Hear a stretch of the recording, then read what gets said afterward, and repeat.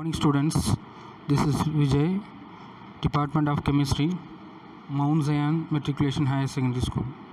In this session, I am going to explain Unit 3 P Block Elements Part 3. Before we are going to enter the topic, we must know the rules for writing the Lewis dot structure. First rule, count the total number of valency electron present atom from charge if polyatomic ion. Is it clear? Add or subtract electron for charge. And second rule, write the skeleton structure of the compound. The atom with the least number will be the central atom, electron negative atom as a central atom and surrounded with other atoms. Note, hydrogen and fluorine atoms will always be outer atoms. And third rule, connect all the atoms by drawing the single bond between all atoms. Distribute the remaining valency electron. You just underline, distribute remaining valency electron as a lone pair electron. What is lone pair electron? Non-bonding excess of electron is considered as a lone pair electron around outer atoms. So each has 8 electrons. The third is very important. Connect all the atoms by drawing the single bonds between all atoms and then distribute. After that, you have to distribute the remaining valency electron as a lone pair around outer atoms. So each has 8 electrons. Okay. Then we just confirm the octet rule. What is octet rule? The atoms form bonds such that all atoms get 8 electrons around there. Based on these rules, we are going to discuss an example, thiocyanate ion. Is it clear? Thiocyanate ion, SCN minus thiocyanate ion. And there is a Lewis structure and also the formal charges, sulfur. In the both are the resonance structure. The formal charge plus 1, sulfur, carbon 0, nitrogen minus 2. So we need to know how to calculate the formal charge also. If we are going to calculate the formal charge, we must know the formula. Formal charge, that is equal to valency electron minus the number of non-bonding electron plus the number of bonds. Is it clear? Okay. We are going to discuss this ion. So sulfur 6 valency electron and non-bonding electron 2. So 2 plus number of bond 1, 2, 3. 3, that is equal to plus 1. That's why the formal charge of sulfur in this structure plus 1. What about carbon? 4. 4 is a valency electron of carbon. Is it clear? And non-bonding electron 0. Is it clear? Non-bonding electron, the remaining is 0. So that's 0. The number of bonds 1, 2, 3, 4. 4 bond is surrounded. So 4. So the charge that is equal to 0. Similarly, nitrogen valency electron 5. Is it clear? Valency electron 5. The number of non-bonding electrons 6. The number of bonds 1. Only 1 bond with carbon. Is it clear? So that is equal to minus 2. So minus 2 is a formal charge of nitrogen. Is it clear? So both are the resonance structure. Is it clear? If you are shifted these lone pair to carbon to nitrogen double bond and the triple bond break to form double bond sulfur to carbon. So these are resonance structure. Is it clear? So in this case, in this structure, sulfur 0 formal charge, 6 minus 4 plus 2, that is equal to 0. Is it clear? Based on this rule. And this structure, carbon 0 and nitrogen minus 1. So this is a way we are going to calculate formal charge. Is it clear? For example, these three structures are the resonance structure of thiocyanide ion. Which one is the most stable? If you want to calculate or identify which one is the most stable. These most perfect structure is there are the most zero formal charge and most electronegative atom has a negative charge. It is very, very important.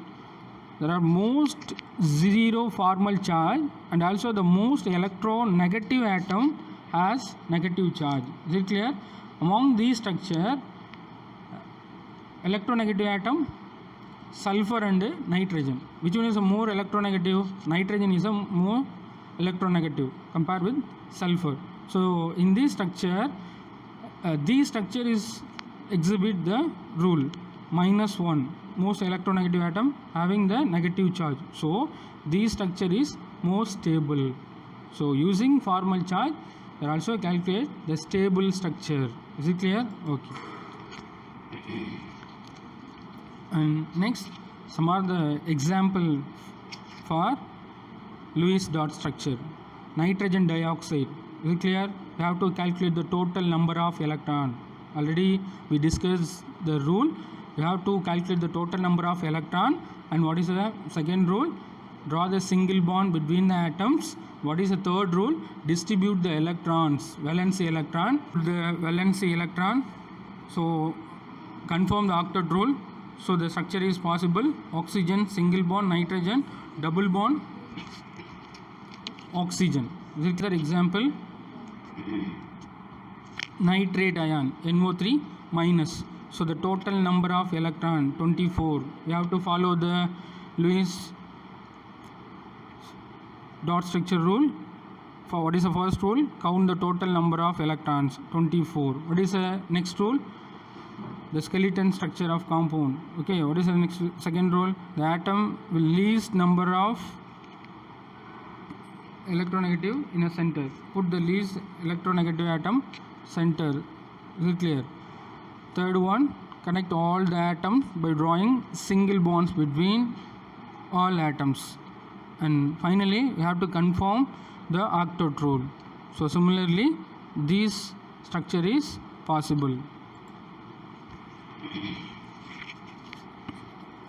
And N2O5, nitrogen pentoxide. Is it clear? Nitrogen pentoxide.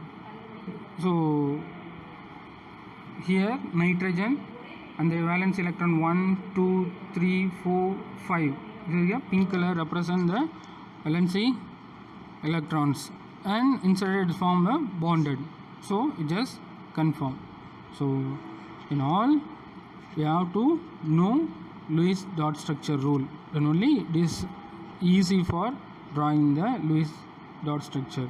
First rule, count the total number of valency electron present atom from charge is the polyatomic ion. Add or subtract the electrons charge. And second rule, write the skeleton structure of the compound. And third, connect all atoms by drawing single bond between all atoms. And finally, you have to confirm the octet rule. Okay. So these are the example dinitrogen oxides.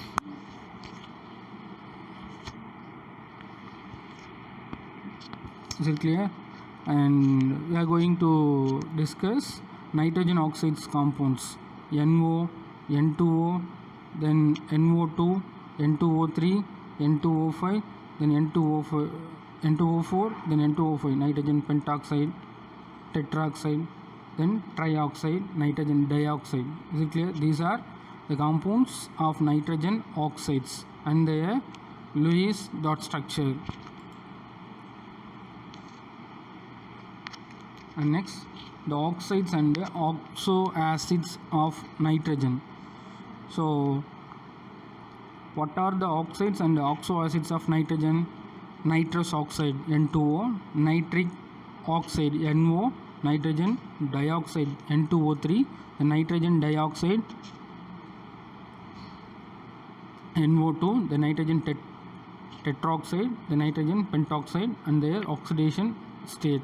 We already discussed how to calculate the oxidation state, and their physical properties are given. You just go through that. And next we are going to discuss about the preparation. How we are going to prepare N2O. Is it clear?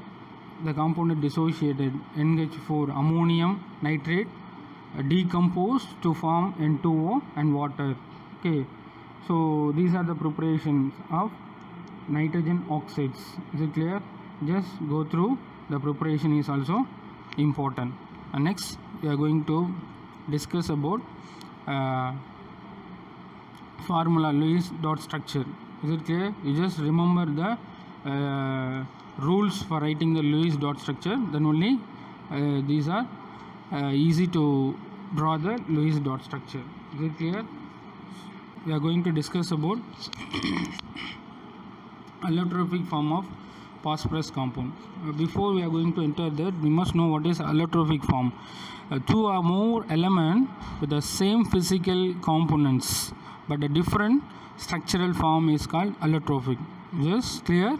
Two or more elements, the same physical components but different structural form is called as allotropic form. So we are going to discuss the phosphorus, structure of phosphorus, white phosphorus, the structure of red phosphorus. Based on these, the white phosphorus and red phosphorus,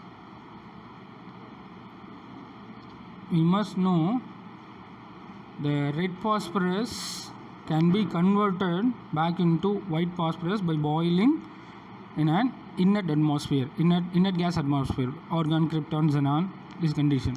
Condensing the vapor and the water.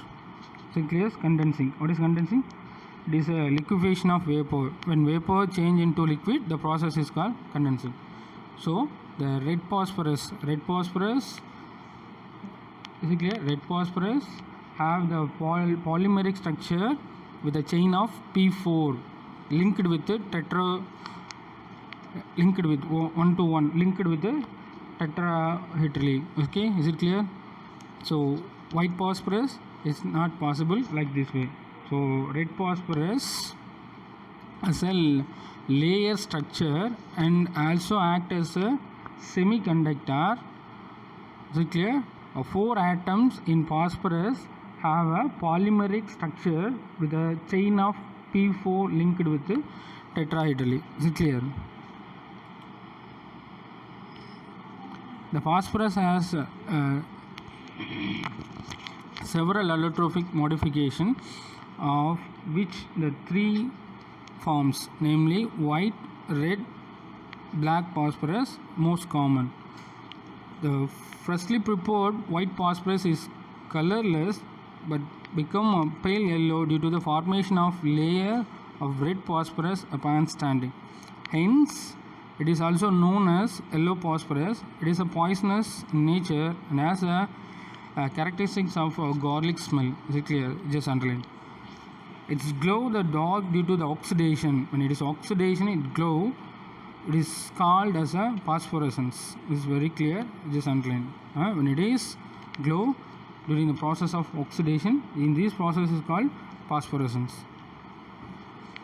Its ignition temperature is very low. Underline that the ignition temperature is very low and hence it is undergo the spontaneous combustion. Is it clear? Spontaneous combustion in air at room temperature to give P2O5, phosphorus pentoxide. The white phosphorus can be changed. Is it clear? The white phosphorus, already we discussed the structure. Is it clear? A single unit of structure we discussed. So in the white phosphorus can be changed into red phosphorus by heated into 420 degrees Celsius. This is a very important condition. Just underline. The absence of air and light, unlike the white phosphorus, it is not poisonous. Red phosphorus is poisonous, but white is not poisonous and does not source the phosphorescence. So it is cannot easily oxidize and form phosphorescent compound. Very clear? It's very important. The white phosphorus can be changed into red phosphorus by heated at the 420 degrees Celsius with the absence of air and light. Unlike the white phosphorus, It is not poisonous, does not show their compound of phosphorescence. It is also does not ignite the room temperature. The red phosphorus can be converted back to white phosphorus by boiling in it inert atmosphere. Is it clear? Inert atmosphere, causing inert gas, argon, krypton, xenon, like that. And condensing the vapor and water, condensing process. What is when vapor change into liquid? The process is called condensing. The phosphorus has a layer structure. Red phosphorus we have already discussed. The phosphorus has a layer structure and act as a semiconductor, partially conduct the electricity. Semiconductor. The 4 atoms P4. The 4 atoms. White already discussed white phosphorus. Is it clear? White phosphorus, 4 atoms are connected with a single unit structure. Is it clear? But red phosphorus, the 4 atoms in a phosphorus have a polymeric structure which chain of P4 linked with tetrahedrally. Already we discussed the structure. Is it clear? Unlike nitrogen, nitrogen is also the valence electron is 5. The bond order is 3. So nitrogen to nitrogen triple bond is possible. So unlike phosphorus also the similar valence electron, but it is not possible for phosphorus to phosphorus triple bond. When it is possible, it is less stable, so it does not exist. So it is only possible for phosphorus to phosphorus single bond. So that unlike nitrogen, phosphorus triple bond phosphorus is a less stable than compared with phosphorus to phosphorus single bond. Is a very important point. Hence the phosphorus atom are linked through the single bond rather than triple bond is very important. In addition to the above, 2 more allotropes, namely scarlet and violet phosphorus, are also known as phosphorus. Is it clear? Next, the preparation of phosphorus. So above we have discussed the properties, and now we are going to prepare the phosphorus compound. Is it clear? The phosphorus is highly reactive and has the following important chemical properties are possible. The reaction with oxygen. The yellow phosphorus readily catch a fire in air, giving dense white fumes of phosphorus pentoxide. Is it clear? When red phosphorus is also react with oxygen and heating, give a phosphorus trioxide and phosphorus pentoxide. It's very important. A red phosphorus also react with oxygen and heating to give the phosphorus trioxide and phosphorus pentoxide. For this reaction, the red phosphorus react with oxygen. Is it clear? And heated, it is converted to phosphorus trioxide. P2 phosphorus trioxide. Is it clear? So P4O6. Is it clear? Is a vapor state. Is there the compound is vapor state. P4O6 is a vapor state. When phosphorus trioxide, 2P2O3 trioxide. Is it clear? When red phosphorus react with the excess of oxygen, form phosphorus pentoxide. Is it? Here P4O10, it is a vapor stage. When phosphorus pentoxide, 2P2O5, it is a phosphorus pentoxide. But here the molecular formula P4O10 is a vapor state. It is equal to 2P2O5. It is a phosphorus pentoxide. But here also P4O6 is a phosphorus trioxide. It is the vapor state. It is equal to 2P2O3. It is a phosphorus trioxide. Is it clear? Reaction with chlorine. When phosphorus react with chlorine to give the compound of phosphorus trichloride. Is it clear? When react with excess of chlorine, it gives the phosphorus pentachloride. Both are possible. In minimum level, it produces a trichloride, and excess it gives the product of pentachloride. reaction with alkali compound, where phosphorus react with alkali base sodium hydroxide with water form a sodium hypophosphate. What is the molecular formula?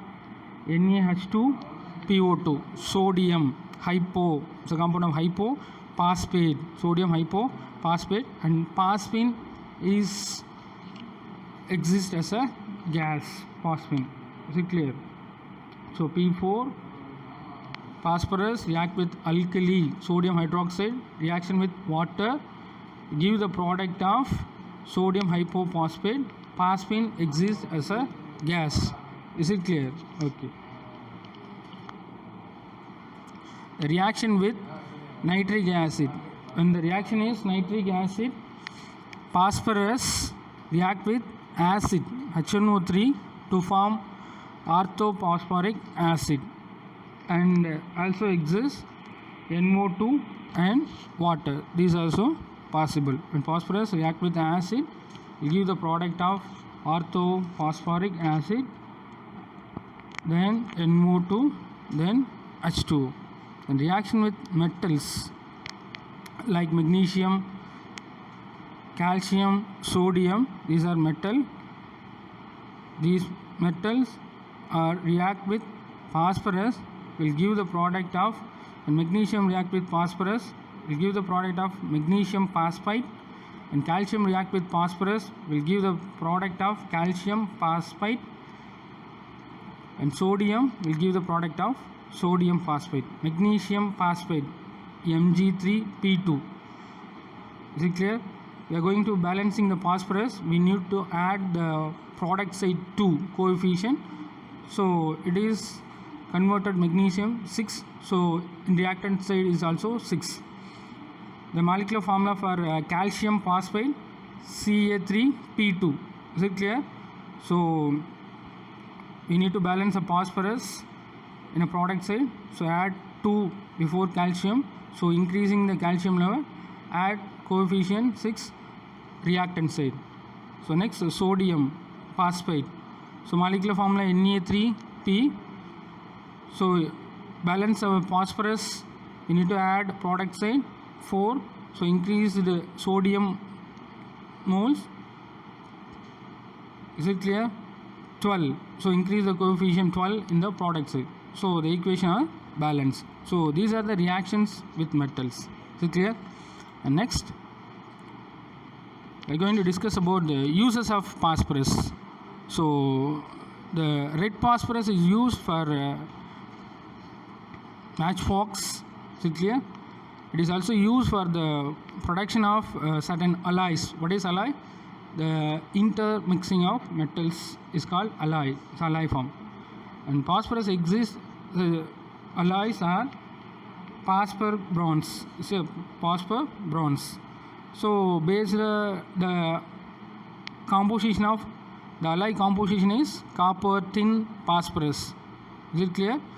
So phosphorus, it is also used for the production of alloys. What is alloy? Alloy is a intermixing of metals is called alloy. The phosphor bronze contain the mixture of copper, tin and phosphorus. Okay, thank you students.